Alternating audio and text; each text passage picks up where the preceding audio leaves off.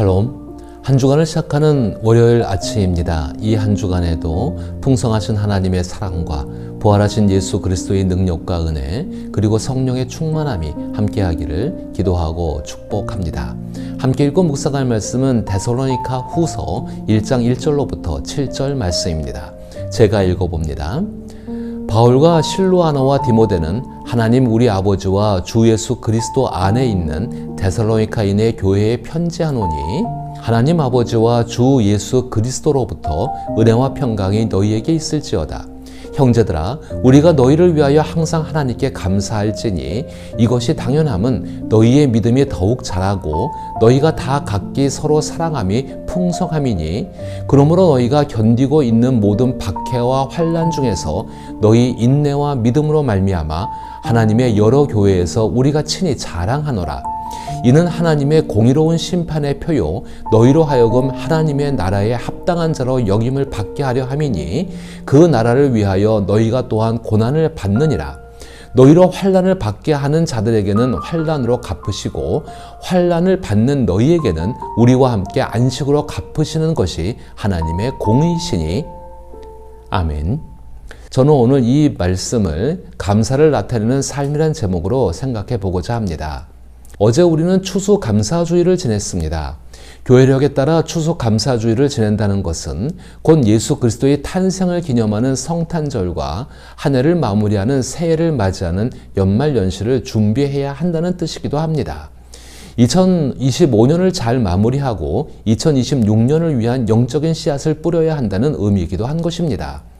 저는 여러분께 아침에 보내드리는 영상을 통해 2025년의 삶을 돌아보고 2026년에는 더욱 풍성한 열매를 맺을 수 있도록 영적인 씨앗을 심는 시간이 되기를 바랍니다. 지난주 토요일에 데살로니가 전서를 마쳤고 이제 월요일과 토요일에는 데살로니가 후서를 함께 읽으며 묵상하는 것이 이렇게 마무리하고 준비하는 데 큰 도움이 될 것이라고 생각되어집니다. 오늘 저는 본문을 묵상하면서 감사를 나타내는 삶이라는 제목을 붙여보았는데 그것은 저와 관계된 한 가지 이야기가 생각났기 때문입니다. 신학대학교에 입학한 첫 해 어떤 목사님이 운영하시는 어린이 보호단체에서 자원봉사를 한 적이 있었습니다. 그때를 떠올리면 연말연시에 보호단체에 정말 많은 선물들이 도착했던 것이 기억납니다.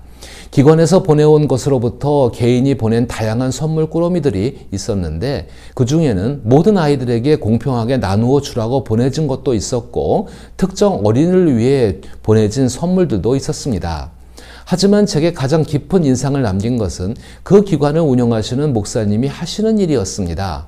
목사님은 많은 선물 꾸러미가 어디에서 왔는지 누구에게 온 것인지를 꼼꼼히 기록하고 계셨습니다.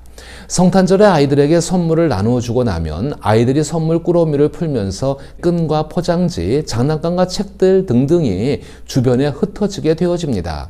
이 때문에 누가 어떤 선물을 받았는지 기억하기 어려울 뿐 아니라 가장 중요한 선물을 보내준 분이 누구인지 기억하기도 힘들어진다고 합니다.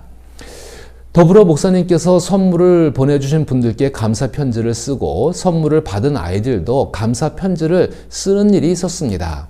요즘은 영상이나 전자통신으로 감사의 마음을 전하는 일이 쉬웠지만 그때는 대부분 손편지로 이루어졌습니다. 사실 아이들은 선물을 받는 것은 좋아했지만 손편지를 쓰는 일은 그리 즐거운 기억으로 남지 않았던 것 같습니다.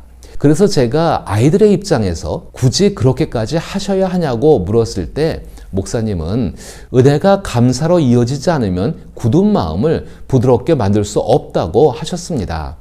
그 말씀이 오랜 시간 제 마음에 깊이 남아 있습니다.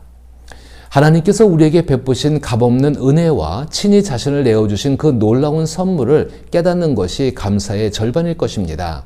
나머지 절반은 감사하는 마음과 진심 어린 표현으로 이어질 때 완성됩니다. 은혜가 감사로 연결되지 않으면 굳어진 마음을 부드럽게 할 수 없기 때문입니다. 데살로니가 교회에 보낸 두 번째 편지에서 바울과 그의 동료들은 데살로니가 교인들 때문에 하나님께 감사드리는 것이 옳고 당연하다는 점을 강조합니다. 마치 아이가 후한 선물을 주신 분께 감사의 마음을 표현하는 것처럼 바울과 동료들 역시 데살로니가에서 일어난 모든 일로 인해 하나님께 감사의 빚을 지고 있음을 고백합니다. 세워진 교회의 믿음과 사랑 그리고 참된 인간다운 삶을 살기 위한 고난과 분투를 돌아볼 때 바울은 늘 하나님께 데살로니가 교인들로 인해서 감사하지 않을 수가 없었던 것입니다. 그 모습은 복음의 능력이 생생하게 드러나 구원을 이루고 있는 것이었습니다.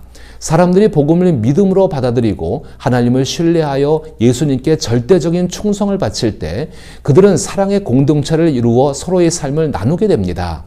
또한 새로운 신분을 위해 기꺼이 고난을 감내할 준비가 되어 있을 때 이는 성령 안에서 받은 선물이자 새로운 탄생의 증거입니다.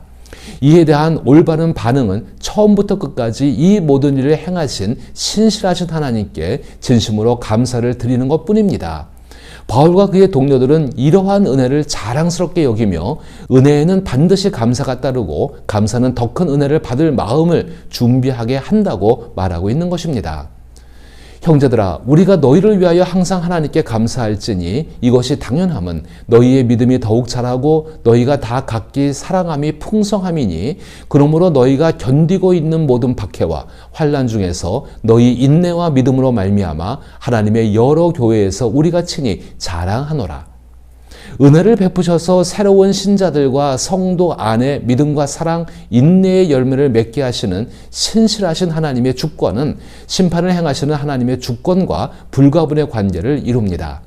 만약 그렇지 않다면 은혜는 고난을 겪을 때는 무력하며 오직 평안할 때만 누릴 수 있는 것이라고 생각하게 될 것입니다.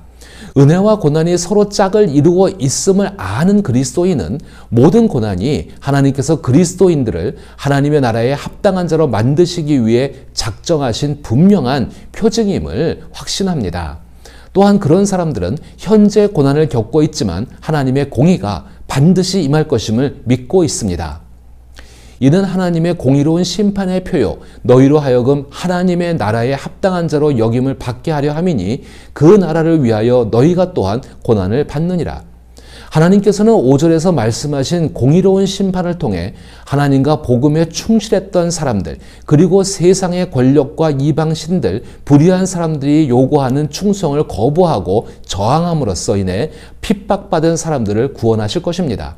이 구원은 예수 그리스도께서 다시 오시는 날에 이루어질 수도 있고 오늘이나 가까운 미래에 이루어질 수도 있습니다. 공의로우신 하나님께서는 우상 숭배와 비인간적인 삶의 방식을 따르며 하나님의 백성으로 살아가고자 하는 사람에게 부당한 폭력을 가한 자들에게 반드시 그에 상응하는 심판을 내리실 것입니다. 너희로 환난을 받게 하는 자들에게는 환난으로 갚으시고 환난을 받은 너희에게는 우리와 함께 안식으로 갚으시는 것이 하나님의 공의시니 최종적으로 이루어지는 심판 혹은 오늘이나 가까운 미래에 임할 하나님의 심판에 대해 바울 시대 유대인들 사이에는 오류를 바로잡고 악이 마땅한 대가를 받는다는 생각이 널리 퍼져 있었습니다. 이러한 유대 사상에서 악인들에게 하나님의 심판을 집행하는 대리인은 메시아 자신이었습니다. 예수님을 메시아로 믿었던 바울은 결국 과거의 잘못을 바로잡는 일을 성취할 분이 바로 예수님이라고 믿었던 것입니다. 메시아이시며 왕이신 예수 그리스도께서 과거의 모든 잘못을 바로잡으시는 방법은 환난을 일으킨 자들에게는 환난으로 갚으시고 환난을 겪는 자들에게는 안식으로 보상하시는 데 있습니다. 여기서 안식 또는 쉼이라는 표현은 하나님 나라에 합당한 자로서 모든 환난과 고난 속에서도 하나님께서 이루시는 일로 인해 평안하고 여유로운 삶을 의미합니다. 아무리 악이 극성을 부려도 그 사람은 하나님 때문에 마음의 평안을 누립니다. 마음의 여유와 평안은 새롭고 더 가치 있는 일을 할 수 있는 삶의 원동력입니다. 그렇다면 그리스도인들이 예수님을 선물로 주신 하나님께 드리는 온전한 감사는 예수님께서 모든 잘못을 바로 잡으신다는 사실을 깨닫고 그 예수님으로 인해 고난과 혼란을 일으키는 이들을 긍휼히 여기는 마음을 갖는다는 것입니다. 이는 단순한 용서의 의미보다 예수님께 속한 자로서 마음의 원한을 품지 않는 태도를 뜻합니다. 이 같은 왕이신 예수 그리스도께서 주시는 평안과 여유는 고난과 환난을 견뎌내며 하나님께서 기뻐하시는 인내를 이루게 합니다. 온전한 인내는 하나님께서 심판하실 것임을 나타내는 증거입니다. 만약 고난과 환난을 일으키는 악한 세력과 권세, 술책을 대신할 하나님 나라가 실제로 이루어진다면 그들은 온갖 수단과 방법을 동원해 반대할 것이 분명합니다. 그런데 이러한 상황 속에서 그리스도인들이 보여주는 감사와 인내가 바로 모든 오류를 바로잡는 왕이신 예수의 모습을 드러내는 것입니다. 결국 고난과 환난을 만든 자들은 왕이신 예수 그리스도의 심판의 대상이 될 것입니다. 따라서 바울이 너희에게 환난을 주는 자들에게는 환난으로 갚으시고 환난을 받은 너희에게는 안식으로 갚으시는 것이 하나님의 공의라고 말하는 것은 모든 충성심이 예수님께로 향하도록 이끌고 예수님을 통해 알려진 하나님께 전적으로 충성하도록 격려하는 의미가 있습니다. 이와 같은 진리에 대해 뜨겁게 반응하는 것이 복음의 메시지를 전하는 가장 효과적인 방법입니다. 데살로니가 교인들은 한 분이신 참 하나님께서 주시는 은혜로 인해 그러한 삶을 살아가고 있었던 것입니다. 고난과 환난 속에서 감사하는 것이 모순처럼 보일 수 있지만 인내와 감사는 하나님께 드리는 올바른 반응입니다. 이러한 이유로 바울은 4절에서 데살로니가 교인들을 자랑스럽다라고 칭찬하며 선언하고 있습니다. 자랑과 허풍은 분명히 다르다고 생각합니다. 바울은 자신이 얼마나 뛰어난 교회 개척자인지를 사람들에게 자랑하지 않았습니다. 오히려 그는 데살로니가 교회가 자신이 진정한 메시아 예수의 사도임을 입증하는 핵심 증거라고 여겼던 것입니다. 바울과 그의 동료들의 소명과 사역은 데살로니가 교인들의 존재로 인해 정당성을 인정받았으며 이제는 그들의 믿음과 사랑, 인내를 통해 더욱 확고해졌습니다. 그렇다면 이는 예수 그리스도께서 데살로니가 교인들을 통해 세상에서 가장 존귀한 분이 되셨다는 뜻입니다. 그렇다면 우리는 2025년도에 하나님께 감사해야 할 것이 무엇인지, 넉넉하신 하나님의 손길을 통해 어떤 선물을 받았는지 깊이 생각해 보아야 합니다. 또한 우리 시대와 지역 그리고 우리 교회 안에서 하나님께서 놀랍게 역사하고 계심을 보여주는 증거가 무엇인지도 살펴야 할 것입니다. 그 증거는 바로 예수님을 닮아 변화된 우리의 삶입니다.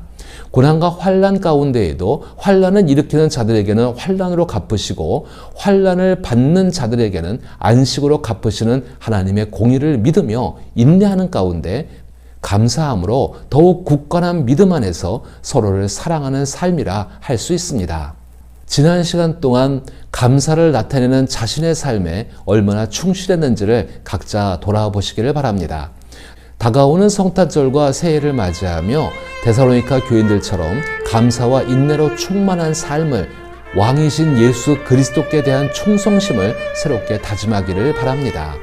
그렇게 할 때 우리 앞에 펼쳐진 새로운 시간들은 더욱 풍성한 은혜로 가득 채워질 것이라 믿습니다. 이러한 삶을 준비하고 실천하며 맞이할 수 있기를 기도하며 축복합니다.